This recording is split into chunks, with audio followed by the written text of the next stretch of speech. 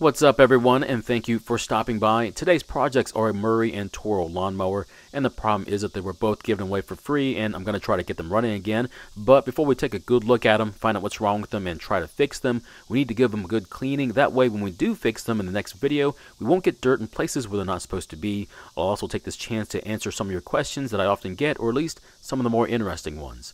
There's a lot of questions, so let's get started.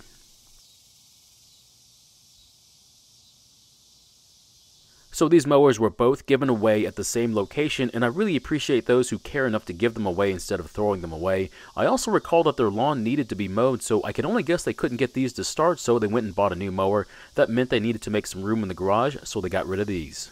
They're both in decent condition, however the Murray is in much better shape than the Toro, so it shouldn't take that much time to clean it. For that reason, I'll start cleaning it first, then I'll tackle the Toro. Since I'm going to lay the mower on its side to clean under the deck, I want to make sure there isn't any gasoline in the tank, and if there is, I'll just drain it out. Luckily, this one is dry, which means more than likely it hasn't been used in a long time. Now, the oil isn't a big of a concern as long as I lay it over with the oil dipstick facing the ground. However, if I plan on laying it over on the other side, then I must drain the oil out. I'll see how well I can clean the deck from just one angle and then decide if I need to drain the oil so I can tip it over on the other side. After laying it over on the right side, I'm glad to say there isn't a lot of grass clumped under the deck. I could use the garden hose for this one, but since I'm cleaning two mowers in one sitting and I don't have several hours to clean them, I'm going to use the pressure washer because it's going to take a lot less time.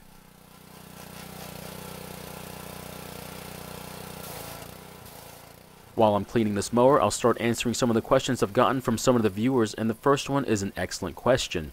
Where did you learn to work on small engines? This answer is pretty easy. I learned it on this very platform you're watching. People sharing videos on doing the same kind of work you're about to do or plan on doing is extremely helpful. You wouldn't believe how much information there is available out there. Although I do work on cars, that doesn't automatically translate over to small engines, so I had to supplement what information I didn't know.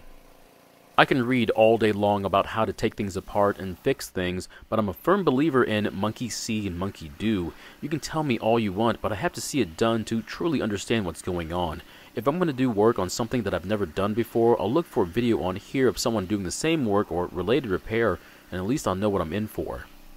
One of the best parts of learning from videos on this platform is that you get an idea about how much time it might take, what kind of tools you might need, and the best part is what kind of issues you might run into. That way you can avoid them. That's one of the reasons why I make videos on here, is to share what I've learned, and maybe you can avoid the mistakes I've made while working on small engines. The next question is about mixed fuel.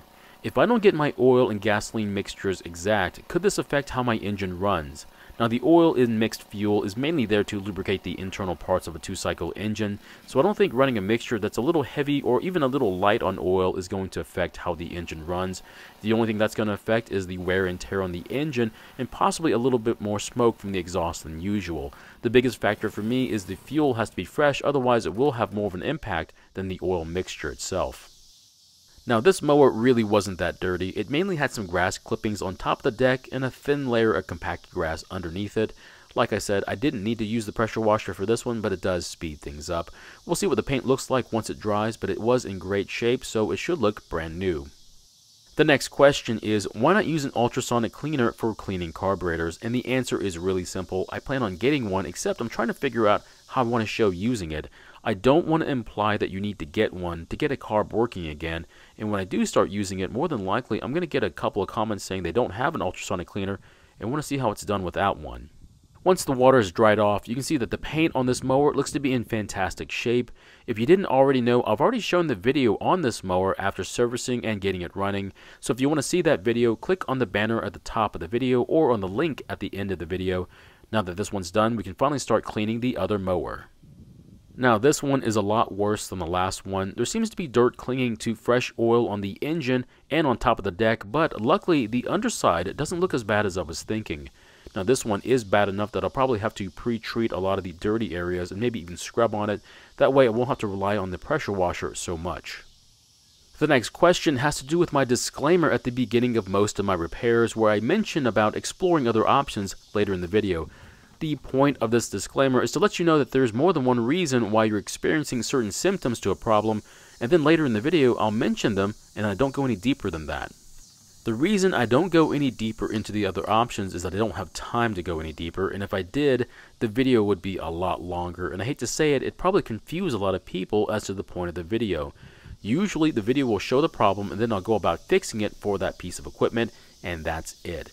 Now I have made a change to the script where I do explain that the other options will be just briefly mentioned, so hopefully this will make it a lot more obvious that I won't be showing the other options, just talking about them. The next question is a great question when it comes to the cost of repairs. How much does the repair have to cost for it not to be worth fixing?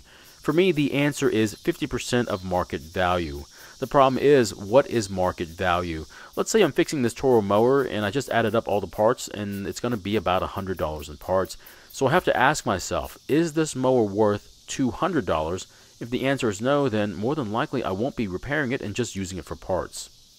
So what if the market value was less than $200? Say maybe $180. Well, it's at this point I would either consider finding less expensive parts or not fixing everything that's broken. However, if you don't repair everything, then your market value needs to be adjusted as well. So it can get very complicated. The other thing that makes it more complicated is your perception of the market value not matching what the real value is. Now, I don't want to make this more complicated, so I would just set a budget and try not to go over it. Simply look at the mower, and if it was cleaned up and working like it should, how much would you pay for it? Then set your budget, and hopefully you can get it fixed without going over. Now, if the piece of equipment has sentimental value, then I wouldn't even bother setting a budget and just fix it. The next question is, my trimmer head keeps spinning at idle, and I'm trying to keep it from doing that. I'm not sure if my trimmer has a clutch on it. How do I know if it does? This is a pretty easy answer. Just slowly pull on the starter rope, and if the head rotates while you pull on the rope, then you do not have a clutch. Now, if the head does not rotate while pulling on the rope slowly, then you do have a clutch. You can also try spinning the trimmer head by hand in either direction, and it should either tighten up because it'll pull on the pull rope, or more importantly, it'll try to turn the engine. If that happens, then your trimmer does not have a clutch. The last question is, why even bother with a purge or primer bulb? They didn't even have them back in the day. Now, this question was a response I had to a video I did on a chainsaw, and they're right. From what I can tell, the older chainsaws didn't have a purge bulb. This would also apply to string trimmers as well. The only function for the purge bulb is to get fuel from the tank to the carburetor, so it's easier to start when the tank and lines are empty. Now, there's nothing wrong with this method, but what happens is there's an increased chance to flood the engine if you weren't careful. With a purge bulb installed, this will make things a little bit more straightforward when it comes to starting a 2-cycle engine after it runs out of fuel. I might have to dedicate an entire video to explain this, and I might even bypass the purge bulb just to show you that it can be done. I just don't know if everyone's ready to pull on a rope several times more than they really need to. Once the water's dried off this mower, it looks pretty good. The paint on it is nowhere near as good as the one on the Murray, but I think it was used a little bit more than the other one, and the main reason is probably because it's self-propelled and the other one is just a push mower, so it makes sense. I hope you enjoyed watching me clean these mowers, and I do plan on doing more of these Q&As, and if I didn't answer your questions, please don't be afraid to ask, and I'll answer them either in the comments, an email, or even in a video like this one. Thank you for watching. I really do appreciate your time here. Please feel free to ask me any questions, and I hope to see you in the next video.